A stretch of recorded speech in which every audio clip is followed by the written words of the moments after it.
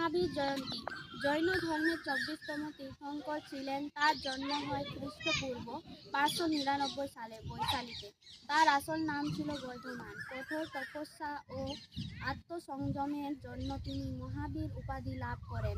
তার পবিত্র বাণীগুলি হল, বাঁচো এবং অন্যদের বাঁচতে দাও, কাউকে আঘাত করো না, পৃথিবীর সব ধর্মেই সমান, ধর্মের মধ্যে যে বিভাজন তা আমাদের সৃষ্টি, পৃথিবীর সব ধর্মের মূল কথা হলো এক, নিজেকে জানো অর্থাৎ নিজেকে উপলব্ধি করো, পৃথিবীর সমস্ত মানুষকে সমজ্ঞানে ভালোবাসতে হবে, ধর্ম বর্ণ অর্থে কোনো বিভাজন থাকবে না, কোনো মানুষকে কখনো ছোট করবে না, কোনো মানুষের প্রতি কটু বাক্য প্রয়োগ করবে না, সব মানুষকে নিজের ভাই বা বোনের মতো দেখবে।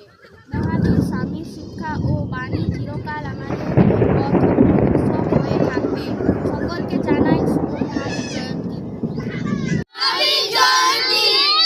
প্রণাম কর, প্রণাম কর, সবাই প্রণাম কর। শুভ মহাবীর জয়ন্তী বল, প্রণাম কর।